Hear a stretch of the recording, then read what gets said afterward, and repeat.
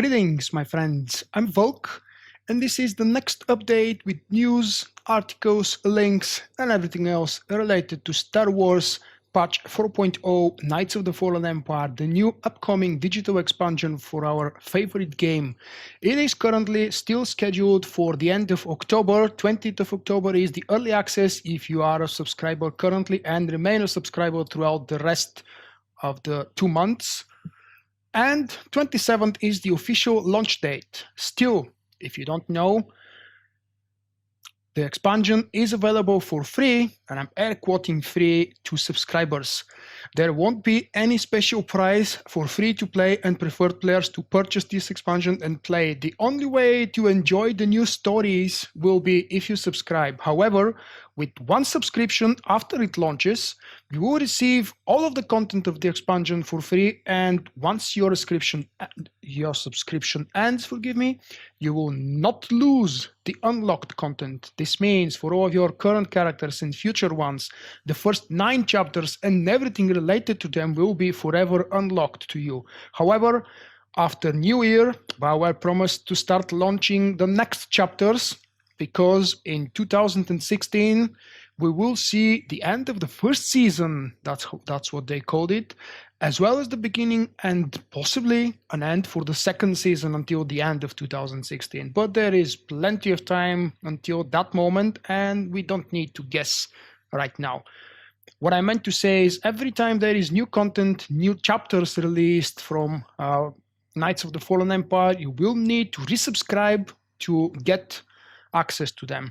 Let's start with the news. Meanwhile, in the background, I will be showing you some old video clips, very old. Some of them have actually never been uploaded to my YouTube channels because they are really old, from the first early days of the level 50 era. This article that you see before you is of the blog post Brothers. Now, it's old, I know, but since my last update, this is kind of new. So if you have missed it, there will be links down below in the description to all of these news, where they come from, and how you can reach and use the items shared and announced on them. Brothers is a short story blog which was posted in the end of July, and it tells us the story of the 2 twin brothers. I highly recommend you to read it, and I will not tell you anymore because I want to avoid spoilers. The next article will deal about datacrons. They will be legacy bound. This is not news as well because it has been rumored before announced for a long time now.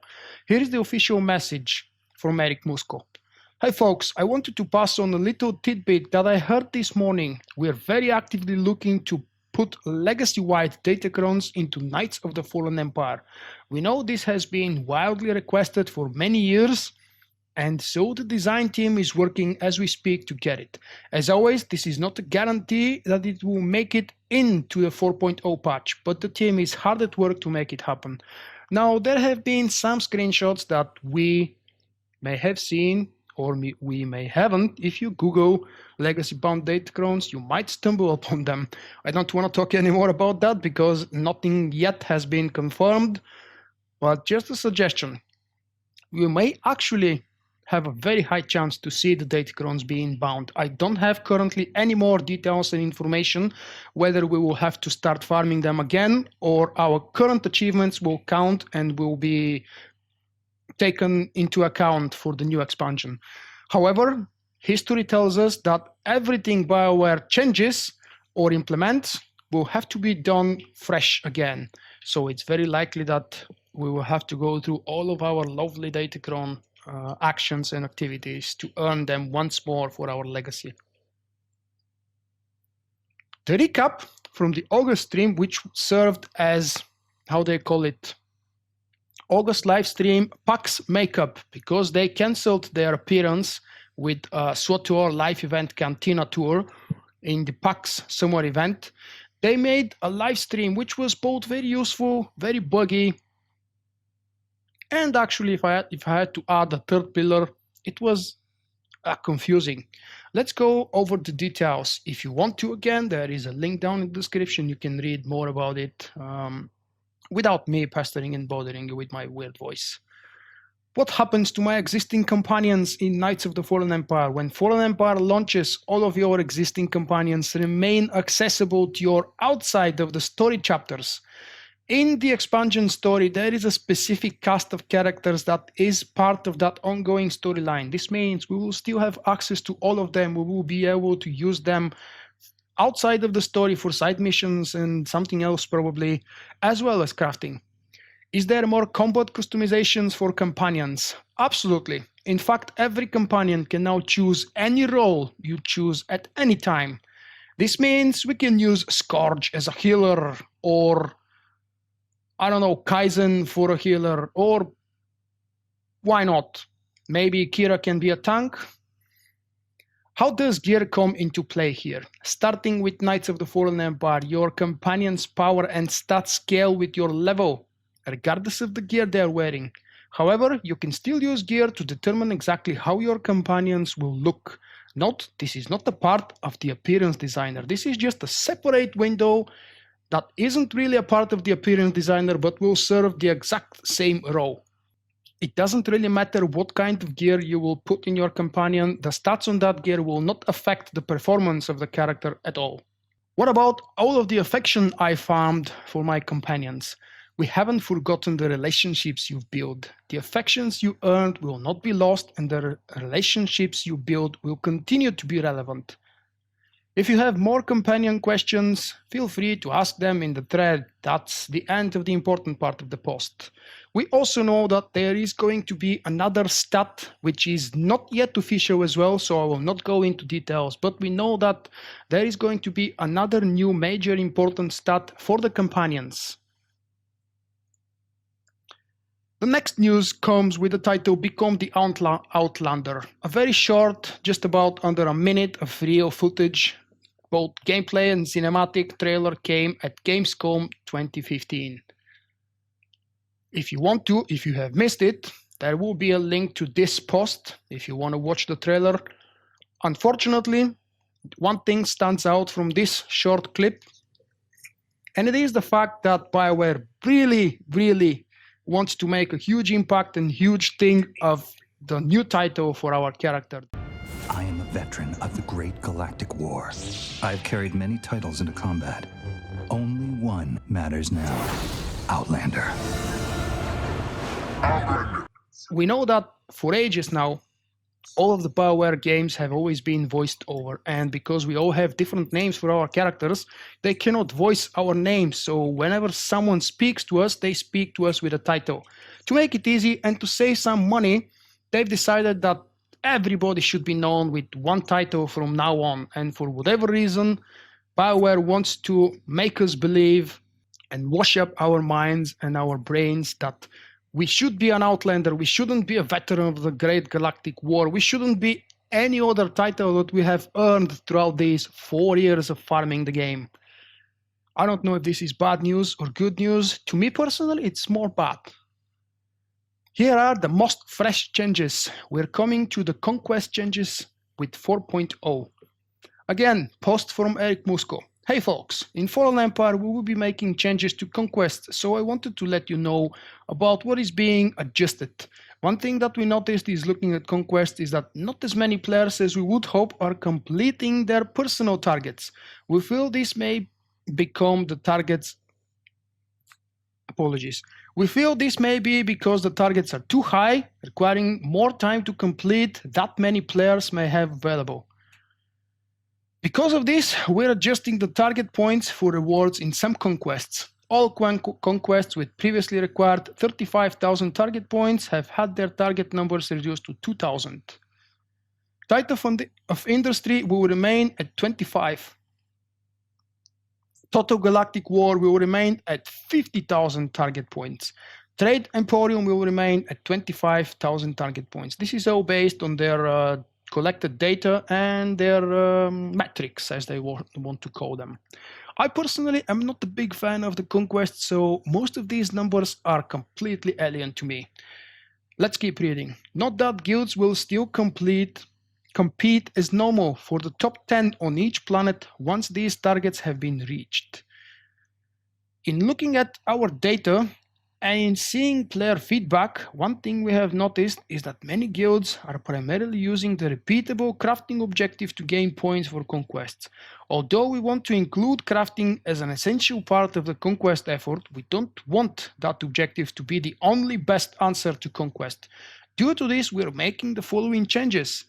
The objective Conquest War Supplies is no longer repeatable and is set to reward 2000 conquest points for any conquest that included in the objective. These changes will be reflected in Knights of the Fallen Empire when it launches. Thanks everyone. A long post, and I really do apologize about the 2 or 3 hiccups while reading it. Here is an even more important news, and I really shed a tear while I read this. No more Eternity Vault and Karagga Palace Nightmare mode after the expansion launches. Here is the quote from Eric Musco. Around launch, when we implemented the Nightmare version of Eternity Vault and Karagga's Palace, they were not quite the same as the Nightmare modes you are used to now. Basically, those old Nightmare ops were simply the same operations with more health, and the bosses and the NPCs did more damage. We knew that. We didn't mind that. We loved the classic stuff. With the changes we are making in Fallen Empire, all operations will now be at max level, means 65. This means the difference between hard and nightmare EV and KP just don't stack up against the difficulty differences found in other operations. Because of this, we are now going to be removing Nightmare mode, Eternity Vault and Karagga's Palace from the game with the launch of Fallen Empire. This will raise a couple of questions about things like titles and achievements, so here are a few details of the change. Any unique drops that were found in these Nightmare modes will now drop in hard mode. The timed run titles for Nightmare mode can no longer be earned in Fallen Empire. Any achievements which you have earned for these Nightmare modes will be removed for a new achieved section under operations and can no longer be earned. If you would like to get the timed run titles or Nightmare achievements, now is your chance. Get in there before Fallen Empire launches. Thanks everyone. He did thank us, but I don't know if we should thank him. I know that he's not responsible, and I know that this is a very well thought and very well calculated decision. They don't want to they don't want to produce twice the same operation, because EV and KP will be available in hard mode, and hopefully the hard mode will be very challenging, or actually at least a little bit challenging compared to the story mode version of the same ops. BioWare doesn't want to waste time to boost the Nightmare versions of these ops because they can't afford to create new mechanics. That's my personal opinion, mind you. I believe they don't have the time and the capabilities currently in this very moment, due to focusing heavily on the story with the new expansion, to create and balance new mechanics for the Nightmare versions of these operations and any other operations. That's why everything will be remaining as it is. And the Nightmare versions of these old classics, EV and KP, are the two very first operations. EV launched with a very buggy last boss, but as a full operation. And on day one, when the game started, we had only one boss available, the huge Rancor from Karagga's Palace. Everything else was added a few days later with the first patch, because BioWare wasn't prepared and wasn't ready exactly with the real endgame content. We know the game was rushed and so on and so on. Let's not go back again and talk about these things. A couple other things also announced recently: class changes, blog timetable. BioWare announced already the changes coming to the Sith Warrior and the Jedi Knight, and I will share a couple sentences with you. But first, for the next weeks, we have scheduled the Imperial Agent and Smuggler, Bounty Hunter and Trooper, Sith Inquisitor, Jedi Consular. This is the timetable. They didn't say if they will be coming one of these each week. They should be releasing those on Friday, and most likely the previous day on Thursday we will see the recap of the stories of these classes from 1 to 60, which is actually copy-paste from the SWTOR Wikipedia, the storyline of all of the basic classes in the game, in the form of a dev blog. And of course, all of these things will be posted and commented on my website and as new videos as they are released. Let's focus a little bit more on the Jedi Knight and Sith Warrior changes. Everything has been announced, and I've made 2 dedicated videos, almost 20 minutes long, each one of them about the Sith Marauder, Jedi Sentinel, and the Jedi Guardian Sith Juggernaut. I shared my opinion on those changes. I've shown you absolutely everything compared to the live situation at the moment in game, with screenshots, with in-game footage, and everything I could do. Hopefully I did a good job. You will tell me about that when you check out the videos if you haven't done so yet. But here in this huge blog post, I have combined all of the written text from BioWare, all of the changes as they have listed them, plus my videos. So if you're interested, you could check these out and let me know what do you think. I've left for the last moment origin story from SWTOR will impact Fallen Empire. This is yet another couple of blog posts of dev posts from Eric. He basically answered that no matter what changes BioWare does to streamline the leveling experience from 1 to 60, because we know that they're making a big deal of the new level 60-65 storyline, and everything before that is going to be just some kind of a legacy, something that happened in the past. But while it's kind of important, BioWare wants us to believe that even if you haven't played it, you will not feel like you are thrown right into the middle of the action. So that's why we have the blog posts with the story recaps. That's why we currently have the 12x event. If you haven't benefited from it yet, now would be a perfect time. We don't know how good the leveling experience will be after the expansion. I have my own doubts, because even though it's not a big expansion, BioWare is really focusing on the story, and I'm a little bit afraid of how much time and resources they will have for everything else. Meaning class balancing, we already know, and it was confirmed with the official release. We knew it from the mined information, is what I meant to say, but now we know it with the official information for the first changes to the Sith Warrior and the Jedi Knight, that no major class changes will be done to our favorite characters with the launch of the expansion. Later, maybe yes.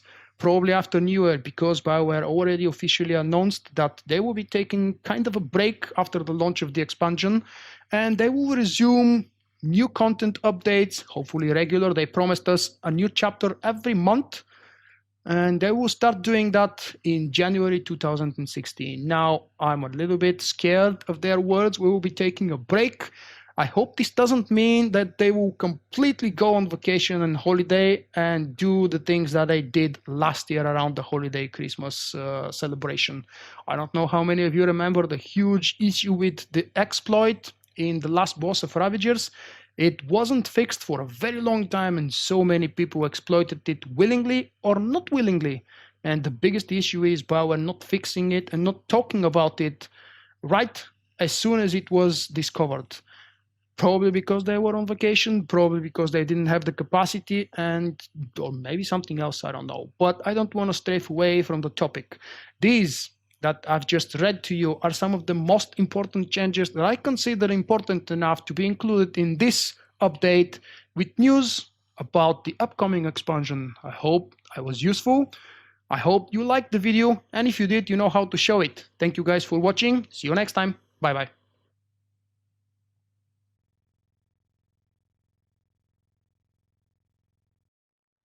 Remember, you can find me also on Twitch, Twitter and Facebook. For my non-Star Wars activities, I invite you to subscribe to my second YouTube channel.